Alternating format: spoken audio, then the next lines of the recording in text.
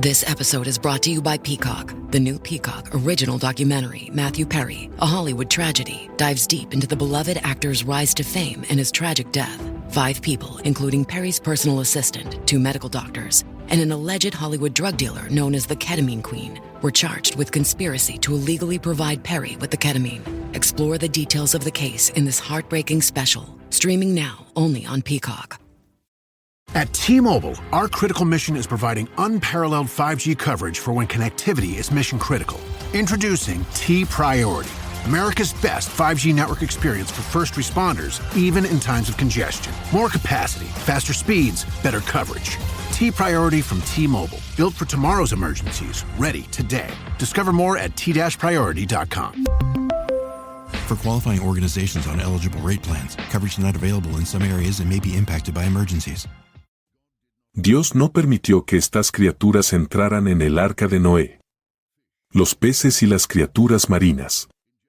En Génesis, capítulo 6, versículo 7, se menciona que cuando Dios reveló su plan de destruir el mundo con un diluvio, le dijo a Noé que eliminaría al hombre, a quien había creado de la faz de la tierra, junto con los animales, los reptiles y las aves del cielo, porque se arrepintió de haberlos hecho. Curiosamente, los peces y otras criaturas marinas no fueron incluidos en este plan de destrucción. Algunos pasajes en la sección del diluvio del Génesis pueden ayudar a aclarar si los peces se vieron afectados por el diluvio o no. En Génesis, capítulo 6, versículo 17, se menciona, «He aquí, yo traigo un diluvio de agua sobre la tierra para destruir toda carne en que haya espíritu de vida debajo del cielo, todo lo que haya en la tierra morirá». Específicamente, todo en tierra morirá, las aguas del diluvio los ahogarían. Lógicamente, los animales acuáticos no se verían afectados por más agua. También es difícil ver cómo los peces podrían ser descritos como teniendo aliento, ya que los animales terrestres y las aves fueron seleccionados para subir al arca, pero los peces y las criaturas marinas no lo fueron. En Génesis, capítulo 6, versículos 19 a 21, se menciona que de todo ser vivo que se encuentra en tierra, llevarás 2 de cada especie al arca para mantenerlos vivos contigo. Serán macho y hembra, de aves y de ganado según su especie, de animales según su especie, de todo reptil de la tierra según su especie. 2 de cada especie vendrán a ti para mantenerlos vivos. Además, lleva contigo todo tipo de alimento comestible, y lo recogerás y lo guardarás, y será alimento para ti y para ellos. Esto parece indicar que las criaturas marinas no necesitaban el arca para sobrevivir. Génesis, capítulo 7, versículos 20 a 23, enumera los animales que murieron, pero la vida marina no está incluida. De hecho, las aguas se elevaron 15 codos por encima de los montes más altos, y los montes quedaron cubiertos. Perecieron todos los seres vivientes que se movían sobre la tierra, aves, ganado, animales salvajes, todos los reptiles que se arrastran por el suelo, y todo ser humano. Todo lo que había en tierra seca, en cuyas narices había aliento y espíritu de vida, murió. Dios destruyó, eliminó todo ser viviente que estaba sobre la superficie de la tierra, hombre, animales, reptiles y aves del cielo fueron eliminados de la tierra. Solo Noé y aquellos que estaban con él en el arca quedaron con vida. En Génesis, capítulo 8, versículo 1, se menciona que después del diluvio, Dios se acordó de Noé y de todas las bestias y animales que estaban con él en el arca. Sin embargo, no está claro por qué Dios no se acordó de los peces y las criaturas marinas. Estas criaturas no fueron destruidas como los otros animales, así que es incierto por qué no se mencionaron específicamente. La cosmovisión hebrea tenía una interesante manera de categorizar la vida animal. Según Génesis, capítulo 1, versículo 21, el quinto día de la creación incluyó la creación de los peces y la vida marina, así como las criaturas voladoras y las aves. Dice, y creó Dios los grandes monstruos marinos, y todo ser viviente que se mueve, que las aguas produjeron según su género, y toda ave alada según su especie. Y vio Dios que era bueno. Por otro lado, los animales terrestres fueron creados en el sexto día, como se menciona en Génesis, capítulo 1, versículo 24. Según estos versículos, el pueblo judío dividía la vida animal en tres categorías: vida marina, animales voladores y animales terrestres. Sin embargo, solo los animales voladores y terrestres fueron llevados al arca, ya que los peces y otras formas de vida marina no estaban en riesgo bajo el agua. En segundo lugar, con respecto a la mayoría de los animales impuros, Noé llevó 2 de cada especie de animal al arca, ¿verdad? En realidad, no exactamente. La Biblia establece en Génesis, capítulo 7, versículos 2 y 3, que de cada animal limpio debes llevar contigo 7 parejas, el macho y su hembra. Y de los animales que no son limpios, 2, el macho y su hembra. También de las aves del cielo, 7 parejas, el macho y la hembra, para mantener con vida a su descendencia sobre la faz de la tierra. Según Génesis, capítulo 6, versículo 19, se instruyó a Noé a llevar más animales limpios que impuros al arca. Sin embargo, hay cierta ambigüedad en la frase hebrea traducida como 7 parejas, que literalmente significa 7 sietes. No está claro si Noé llevó 7 ejemplares de cada especie limpia, 3 parejas y un extra, o 7 parejas. No obstante, solo los animales limpios entraron en parejas. En Levítico, capítulo 11, se hace una distinción entre animales limpios e impuros. Sin embargo, esta ley fue dada después del tiempo de Noé. A pesar de esto, sabemos que Noé era consciente de que animales eran limpios e impuros. En Génesis 4, versículo 4, se realizaron sacrificios a Dios antes de que se diera la ley mosaica. Esto sugiere que Dios había comunicado al hombre que animales eran adecuados para el sacrificio y posteriormente para el consumo. TaxAct knows small business owners can sometimes use a little help with their taxes.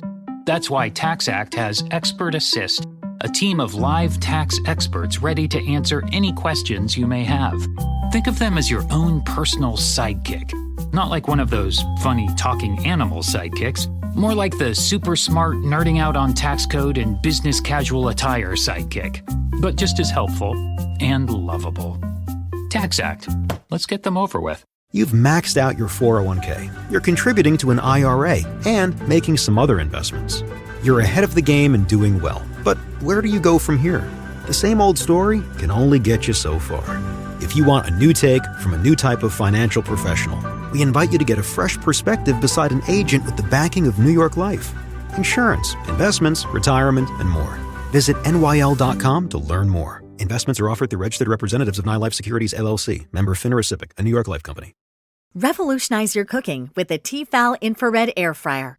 Watch as your food crisps up through a large lighted window and delight in faster, crispier, and juicier results with no preheating thanks to Tefal's advanced infrared technology. Discover the future of cooking and bring innovation into your kitchen by visiting Tefal.com. Sin embargo, no se nos dice exactamente cómo Noé conocía la diferencia. Levítico, capítulo 11, especifica que animales son limpios e impuros. Aquí hay algunos ejemplos. Los animales limpios son aquellos que tienen pezuña hendida y rumian, como las ovejas, cabras, ciervos y ganado. Los mariscos limpios deben tener escamas y aletas, como el bacalao, el mero y el pez luna. Ciertas aves, como palomas, pollos y patos, también se consideran limpias. Curiosamente, algunos insectos como langostas y saltamontes también se consideran limpios. Los animales impuros incluyen animales terrestres que no rumian o no tienen pezuña hendida, como cerdos, perros, gatos, caballos, burros y ratas. Los mariscos que carecen de aletas o escamas, como los moluscos, langostas, ostras y bagres, también se consideran impuros. Algunas aves, como búhos, halcones y buitres, se consideran impuras, al igual que otras criaturas como reptiles y anfibios. El Nuevo Testamento enseña que ya no somos juzgados por los alimentos que comemos, Colosenses, capítulo 2, versículo 16. Sin embargo, los nutricionistas han observado que la categorización de alimentos limpios e impuros del Antiguo Testamento proporciona orientación práctica para una dieta saludable. En una época anterior a las prácticas modernas de seguridad alimentaria, comer solo animales limpios habría ayudado a las personas a evitar muchos problemas de salud. La distinción de Dios entre animales limpios e impuros no se trataba solo de la dieta, sino también de recordar a Israel su estatus separado para adorar al único Dios verdadero. En el libro de Génesis, capítulo 7, la referencia a animales limpios habría sido entendida por la audiencia original como animales que Dios había designado como aptos para el consumo y el sacrificio. Tenía sentido que Noé incluyera más animales limpios que impuros en el arca, ya que no solo eran para preservación, sino también para uso futuro. Después del diluvio, Noé hizo un sacrificio, como se menciona en Génesis, capítulo 8, versículo 20. Dado que había llevado 7 pares de cada animal limpio en el arca, aún quedarían muchos animales para repoblar la tierra después del sacrificio. Noé recibió el mandato de llevar 7 pares de animales limpios, donde un par representa un macho y una hembra. Además, Dios realizó un milagro al guiar a los animales para que se reunieran ordenadamente y entraran al arca en pares, como se afirma en el versículo 9. Los Nefilim, la verdadera historia de los Nefilim. Las escrituras indican que una porción de los ángeles caídos de Satanás no lograron mantener su dominio adecuado al materializarse e interactuar con los humanos de maneras para las cuales los ángeles nunca fueron destinados. Esta interacción se representa en Génesis, capítulo 6, versículos 1 a 4. En Génesis, capítulo 6, versículos 1 a 4, se dice que cuando los hombres comenzaron a multiplicarse en la faz de la tierra y les nacieron hijas, los hijos de Dios vieron que las hijas de los hombres eran hermosas y tomaron para sí esposas de entre todas las que eligieron. Y el Señor dijo, mi espíritu no contenderá con el hombre para siempre, porque ciertamente él es carne, pero vivirá 120 años. Había gigantes en la tierra en aquellos días, y también después, cuando los hijos de Dios se unieron a las hijas de los hombres y les dieron hijos. Estos fueron los valientes que desde la antigüedad fueron hombres de renombre. A primera vista, no hay señales de participación angelical o demoníaca. Sin embargo, un pasaje en Job proporciona más información sobre la omnipotencia de Dios, detallando su control sobre la creación. ¿Dónde estabas tú cuando yo fundaba la tierra? Hazme saber, si tienes inteligencia. ¿Quién ordenó sus medidas, si lo sabes? ¿O quién extendió sobre ella cordel? ¿Sobre qué están fundadas sus bases? ¿O quién puso su piedra angular, cuando alababan todas las estrellas del alba, y se regocijaban todos los hijos de Dios? Job, capítulo 38, versículos 4 a 7. Las estrellas de la mañana a menudo se interpretan como ángeles. Se sabe que Dios fundó la tierra antes de la creación de la humanidad. Por lo tanto, se cree que la mención de los hijos de Dios en Génesis, capítulo 6, también se refiere a los ángeles. Esto implica que los hijos de Dios en Génesis, capítulo 6, también son ángeles. Los Nefilim, también conocidos como los caídos, son figuras misteriosas mencionadas en Génesis, capítulo 6, versículo 4. En Génesis, capítulo 6, versículo 4, se menciona como los valientes, que desde la antigüedad fueron hombres de renombre. Sin embargo, el texto no proporciona ninguna explicación de cómo los Nefilim llegaron a existir. Simplemente indica que los Nefilim estaban en la tierra en aquellos días, y también después, cuando los hijos de Dios se unieron a las hijas de los hombres y les dieron hijos. ¿Por qué se mencionan los Nefilim en Génesis, capítulo 6, junto con el matrimonio entre los hijos de Dios y las hijas de los hombres? No está claro cómo surgieron estos hombres de renombre si no fue como resultado del matrimonio entre seres espirituales y humanos. Judas probablemente comprende que Génesis, capítulo 6, versículos 1 a 4 se refiere al matrimonio entre seres espirituales y humanos. Judas 6 habla sobre los ángeles que desobedecieron y abandonaron su posición de autoridad designada. Según la Biblia, este evento ocurrió cuando los ángeles dejaron el cielo para habitar en la tierra, como se describe en Génesis, capítulo 6, versículos 1 a 4. Estos argumentos respaldan la visión tradicional de que los hijos de Dios se unieron a mujeres humanas y dieron a luz a los Nefilim. Children's Dimetapp knows the sick day struggle is real. But it doesn't have to be. When sickness strikes, Children's Dimetapp works safely and quickly to relieve cough and other cold symptoms. And your kiddos won't run from its yuck-free sweet grape flavor. Trusted by parents for over 50 years. Children's Dimetapp, your stress-less sick day solution. Use as directed. At Rocket, we believe everyone deserves their shot at the American dream. So if you're feeling locked out of home ownership, we're here to give you back the keys. We're opening doors, breaking down walls, and doing everything we can to turn renters into owners. And we're not going to stop until we help everyone home. To find out more, visit Rocket.com. Rocket, own the dream. This episode is brought to you by Honda. Introducing the all-new, all-terrain Honda Passport Trail Sport, the most off-road capable Honda Passport Honda has ever dreamt up. The Passport features increased ground clearance, roof rails on all trims, and available specially developed all-terrain tires. And you'll stay comfortable with tri-zone climate control and available features like heated and ventilated front seats and a panoramic moonroof. Learn more at honda.com/passport. Aunque esto pueda parecer extraño a los oídos modernos, lo mismo podría decirse de toda la Biblia. La verdad es más extraña que la ficción, y el mundo que Dios creó está lejos de lo que comúnmente creemos. Se dice que ciertos seres fueron dominados por el deseo al ver a las hijas de los hombres. Estos seres, conocidos como los hijos de Dios o ángeles, se unieron a estas mujeres, dando como resultado descendencia que era mitad angelical y mitad humana. A estos descendientes se les llamó Nefilim.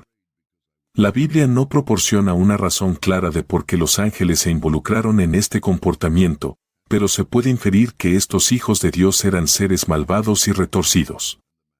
Y como tales, su acción no debería sorprender. En cuanto a la motivación específica, una teoría sostiene que estos seres estaban tratando de corromper la línea humana para evitar que apareciera el Mesías. Dios había prometido que el Mesías aplastaría la cabeza de la serpiente, Satanás, algún día. Y ellos oyeron el sonido del Señor Dios que se paseaba en el jardín, al aire del día. Y el hombre y su mujer se escondieron de la presencia del Señor Dios entre los árboles del jardín.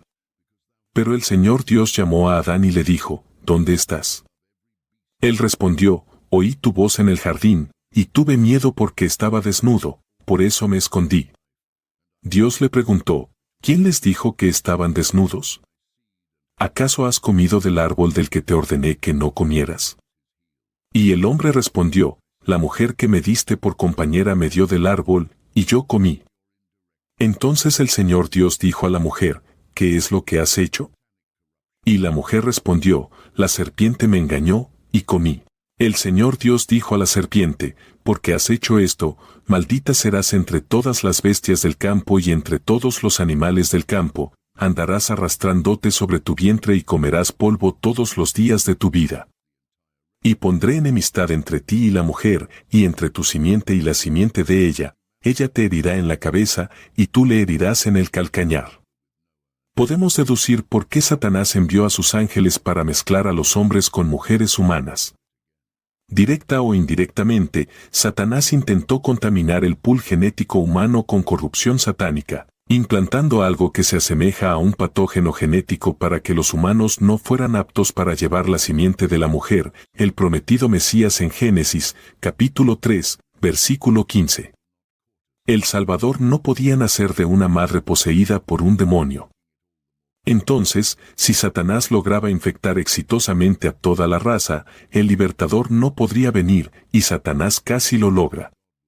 La humanidad se había corrompido tanto que Dios decidió comenzar de nuevo con Noé y sus hijos y encarcelar a los demonios que habían causado la corrupción para que nunca pudieran hacerlo de nuevo. La respuesta de Dios a esta gran maldad fue, mi espíritu no contenderá con el hombre para siempre, lo que significa que Dios no pretendía que la raza humana permaneciera en este estado de rebelión indefinidamente. Esto sugiere que nuestro rechazo a Dios llegó a un punto de no retorno. Dios no nos cortejará indefinidamente. Llegará un momento en el que dirá no más. Por eso es aún más crucial que declaremos que hoy, en lugar de mañana, es el día en el que respondemos a Jesús. No tenemos la promesa de que Dios nos atraerá de ninguna otra manera. Sin embargo, sus días serán 120 años. Es interesante porque el diluvio también ocurrió 120 años después de esta declaración, marcando la respuesta inmediata de Dios con un diluvio para destruir toda la tierra y todas las huellas de estas uniones impías. Se cree que los Nefilim fueron una de las principales razones del gran diluvio que ocurrió en tiempos de Noé. Después de la aparición de los Nefilim, el Señor vio cuán grande era la maldad del hombre en la tierra. Todo pensamiento e inclinación de su corazón era solo malo, todo el tiempo. Al Señor le dolió haber creado al hombre en la tierra, y le afligió en su corazón ver cómo se estaban comportando. Génesis, capítulo 6, versículos 4 al 8. Dice que había Nefilim, hombres de estatura, hombres notorios en la tierra en aquellos días y también después, cuando los hijos de Dios cohabitaron con las hijas de los hombres y tuvieron hijos con ellas. Estos fueron los poderosos, hombres de renombre. El Señor vio que la maldad y la depravación del hombre eran grandes en la tierra, y que toda imaginación o intención de los pensamientos de su corazón era continuamente solo maldad. Al Señor le dolió haber creado a la humanidad en la tierra y se afligió profundamente en su corazón.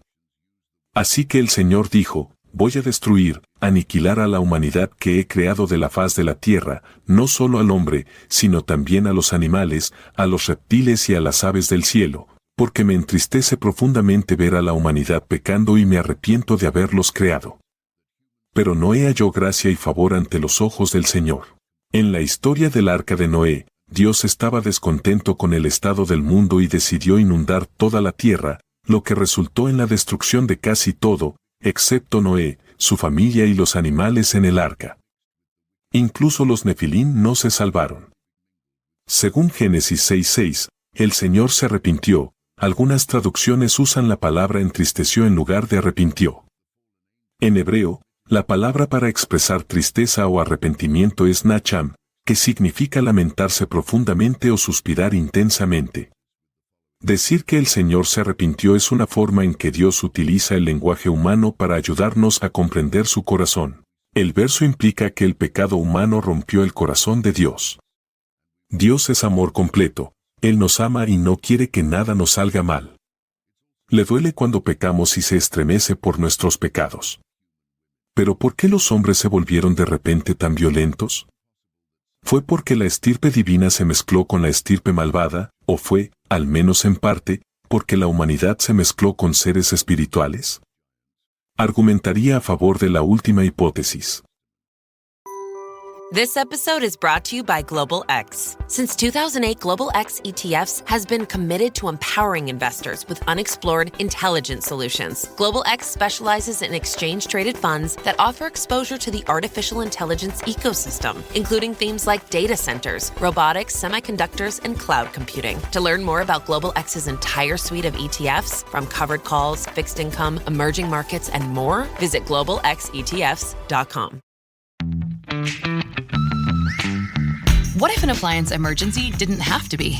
If your appliances suddenly decided they were done, don't stress. Best Buy has you covered with a wide variety of major appliances from trusted brands, in stock and available now. So you don't have to worry about laundry piling up, refilling the fridge, or that big dinner party you're hosting. Because Best Buy has the knowledge and expertise to get you the right appliance for your home. Learn more at bestbuy.com. Best Buy. Imagine that. Today, the beverage aisle looks a lot different than it used to. America's beverage companies are working together. We're delivering the options everyone wants. In fact, nearly 60% of beverages Americans buy have zero sugar. You'll find more variety than ever, including more of your favorites, now available with zero sugar. You'll also find more sizes and clear calorie information on the front of every can, bottle, and pack. We know when it comes to finding balance, the more choices, the better. ¿Hubo Nefilim después del diluvio? Parece que los ángeles caídos volvieron a cometer su pecado después del diluvio, aunque probablemente en menor medida que antes del diluvio. Los israelitas regresaron a Moisés con la siguiente información después de explorar la tierra de Canaán. Números, capítulo 13, versículo 33 dice, También vimos allí gigantes, hijos de Anac, raza de los gigantes, y éramos nosotros, a nuestro parecer, como langostas, y así les parecíamos a ellos. También es posible que, después del diluvio, los demonios se mezclaran nuevamente con mujeres humanas, lo que resultó en más Nefilim. Incluso es posible que algunos rasgos de los Nefilim se transmitieran a través de la descendencia de una de las nueras de Noé. De cualquier manera, los israelitas destruyeron a estos gigantes durante su invasión de Canaán en el Antiguo Testamento. La palabra gigante se refiere comúnmente con el término reame a lo largo de la narrativa del Antiguo Testamento. Los reames sirven como un motivo recurrente fascinante y significativo. En los días de Lot, Jesús compara los tiempos finales con los días de Noé en Lucas, capítulo 17, versículos 26 al 30. Así como sucedió en los días de Noé, así será en los días del Hijo del Hombre. La gente comía, bebía, se casaba y se daba en matrimonio hasta el día en que Noé entró en el arca.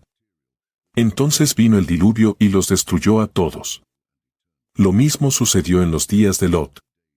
La gente comía y bebía, compraba y vendía, plantaba y construía. Pero el día en que Lot salió de Sodoma, llovió fuego y azufre del cielo y los destruyó a todos. Será exactamente lo mismo en el día en que el Hijo del Hombre sea revelado. Jesús señala un aspecto final de los últimos días que estaba presente en las sociedades de Noé y Lot. Jesús habla sobre estas actividades. Jesús menciona 8 actividades específicas: comer, beber, casarse, dar en matrimonio, comprar, vender, construir y plantar.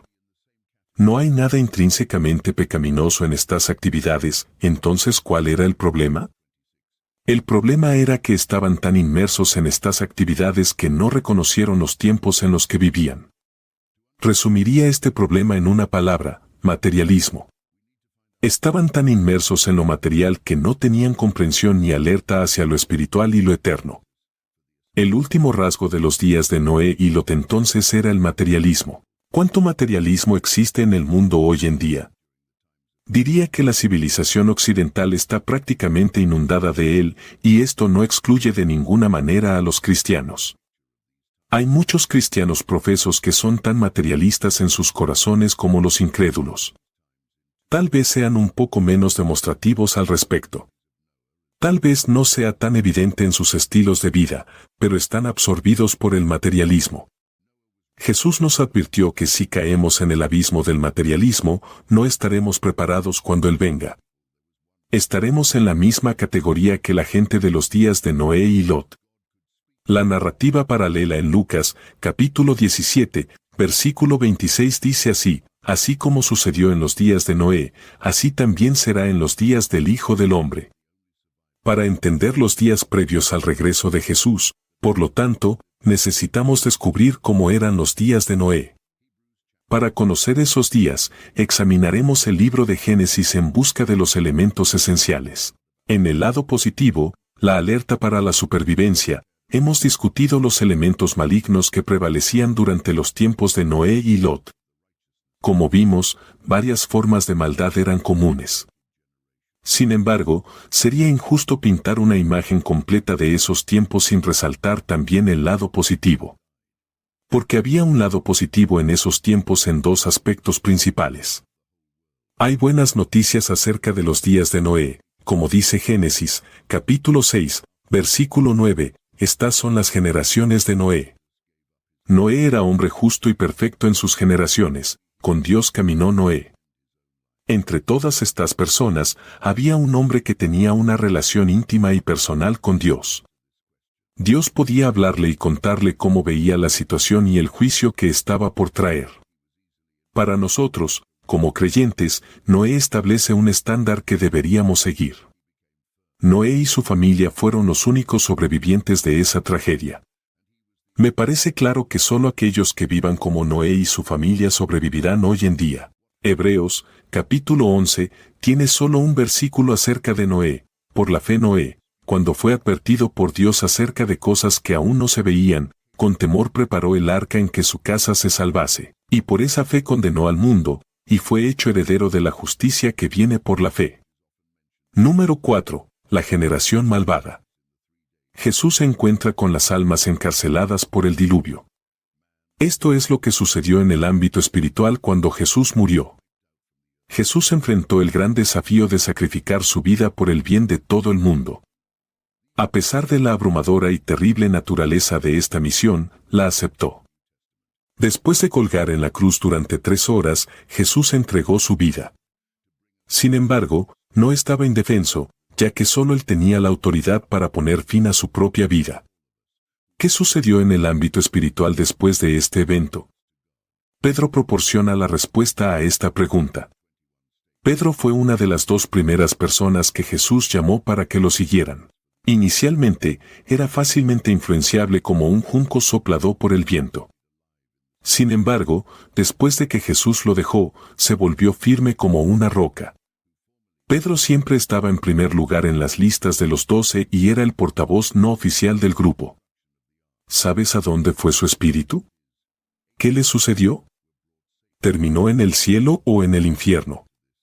Hay cierta disputa sobre el paradero de Jesús, o más específicamente, la ubicación de su espíritu en los 3 días entre su muerte y resurrección. ¿Dónde estaba Jesús? REI Co-op presents a mini mindfulness break. Take a deep breath in, picture yourself on a mountain. As you hold your breath, look down at your skis, freshly waxed thanks to your REI membership, carving through powder like a knife to warm butter. Breathe out slowly, let the air leave your lungs, like you'd leave your local co-op with all the gear, clothing, classes, and advice you could hope for. Make time to opt outside. REI.com. Introducing Le Sel de Say, the new fragrance for men by Issey Miyake. A tribute to today's masculinity that gives men the desire to live intensely. A fragrance inspired by salt, an essential element of nature. An incisive freshness with a bold blend of woody and marine notes. Awaken your senses. Le Sel de Say by Issey Miyake. Available at Macy's. Faraday presenta Ojos con Alergia y Picazón contra el jardinero. Y el ganador es Faraday Extra Fuerte. Para aliviar la picazón de los ojos por alergia, actúa más rápido y supera a Claritin y Flonase aún a las 24 horas. Faraday, adelante. Otro pasaje que se menciona a menudo en la discusión sobre dónde estaba Jesús en los 3 días entre su muerte y resurrección es 1 de Pedro, capítulo 3, versículos 18 al 21. Estos versículos constituyen uno de los textos más enigmáticos e intrigantes del Nuevo Testamento. Jesús es el epítome de lo que significa sufrir por hacer el bien, de traernos a Dios y restaurar nuestra relación rota y muerta con Él. Él, quien acaba de soportar el sufrimiento por todos nosotros, que somos injustos. El propósito de todo esto fue acercarnos a Dios. 1 de Pedro, capítulo 3, versículos 18 al 21, afirma lo siguiente, porque también Cristo padeció una sola vez por los pecados, el justo por los injustos, para llevarnos a Dios, siendo a la verdad muerto en la carne, pero vivificado en espíritu, en el cual también fue y predicó a los espíritus encarcelados, los que en otro tiempo desobedecieron, cuando la paciencia de Dios esperaba en los días de Noé, mientras se preparaba el arca, en la cual pocas personas, es decir, 8, fueron salvadas. Por agua.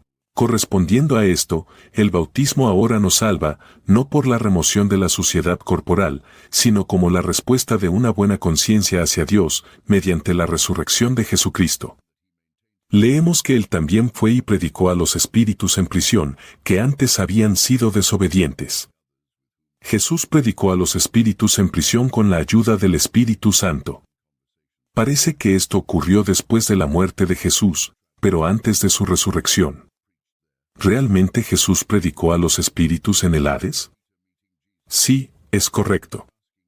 El Hades se considera el reino de los muertos, y Jesús supuestamente fue allí para entregar su mensaje. Es bastante fascinante pensar en esto. Jesús predicó a los espíritus en prisión. ¿Alguna vez te has preguntado quién tiene el más alto nivel de autoridad y poder en este mundo? La Biblia brinda una respuesta clara a esta pregunta, sin importar tus creencias personales, al afirmar que incluso aquellos que están enterrados profundamente debajo de la tierra deben reconocer a Jesús como su Señor Supremo. Esta declaración nos recuerda el extraordinario poder y autoridad que Jesús ejerce sobre todo en el universo. Si bien este concepto puede ser humillante, también nos brinda esperanza y consuelo al saber que tenemos un Señor amable y poderoso que tiene el control de todo. Filipenses, capítulo 2, versículo 10, establece que para que en el nombre de Jesús se doble toda rodilla de los que están en los cielos, en la tierra y debajo de la tierra. Leemos acerca de aquellos que están debajo de la tierra, y este texto deja muy claro que Jesús estuvo involucrado en conversaciones con otros y que mantuvo su conciencia durante el periodo de tiempo que pasó entre su muerte y su resurrección. Los otros con quienes se comunicó también estaban plenamente conscientes y participaban activamente en conversaciones con él. Inmediatamente después de su muerte, viajó al reino de los muertos y predicó allí en el primer domingo de Pascua. Puedo imaginar a Pedro encontrándose cara a cara con Jesús y preguntándole, ¿dónde has estado en la tierra? Puedo imaginar que esto sucedió, a lo que él respondió que en realidad no estaba en la tierra, sino en el Hades, que es el reino de los muertos. ¿Qué es el Hades? ¿Qué estabas haciendo allí y por qué estabas allí? Jesús le dice a Pedro que estaba predicando a aquellos que se ahogaron en el diluvio de Noé. El espíritu y el cuerpo se separan por la muerte. Jesús pasó por las 3 etapas en un periodo de tiempo inferior a una semana. Se convirtió en un espíritu encarnado, murió en la cruz y entregó su espíritu a Dios, y finalmente, su cuerpo fue colocado en la tumba.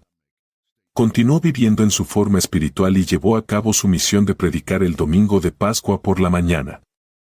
Su cuerpo y su espíritu se reunieron, y él permaneció plenamente consciente y capaz de comunicarse en todas estas etapas. La identidad de los espíritus aquí, los espíritus en prisión, está claramente identificada. ¿Quiénes eran? Aquellos que fueron desobedientes. ¿Cuándo fueron desobedientes? Estos espíritus provienen de la generación malvada de los primeros capítulos de Génesis, específicamente del capítulo 6, versículos 1 al 5 de la Biblia. Pintan un cuadro del mundo antes del diluvio. La tierra no era un lugar de paz o bondad, sino que estaba llena de pecado, violencia y corrupción moral. Imagina un mundo donde las personas son consumidas por sus deseos, siempre buscando hacer lo que quieren sin importar el costo para los demás. La honestidad, la integridad y la amabilidad no son celebradas ni siquiera comprendidas como virtudes.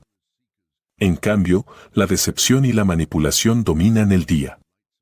Todos se preocupan solo por sí mismos, y el tejido mismo de la sociedad se desgarra por el egoísmo y la maldad. En este entorno, las familias no son santuarios de amor y apoyo, sino campos de batalla de engaño y traición. Los vecinos no se preocupan por los demás, buscan explotarse mutuamente. Los gobiernos no son instituciones de justicia, sino sistemas de opresión que mantienen el dominio de los poderosos sobre los débiles. Desde el principio, vemos que Noé será especial, ya que es el único miembro de esta genealogía cuyo nombre se explica. Su padre, Lamec, afirma que su hijo Noé traerá alivio. Noé suena como la palabra hebrea para descanso o alivio. Rápidamente aprendemos para qué se suponía que Noé iba a proporcionar alivio en Génesis. Lo siento, pero no puedo continuar el texto por ti.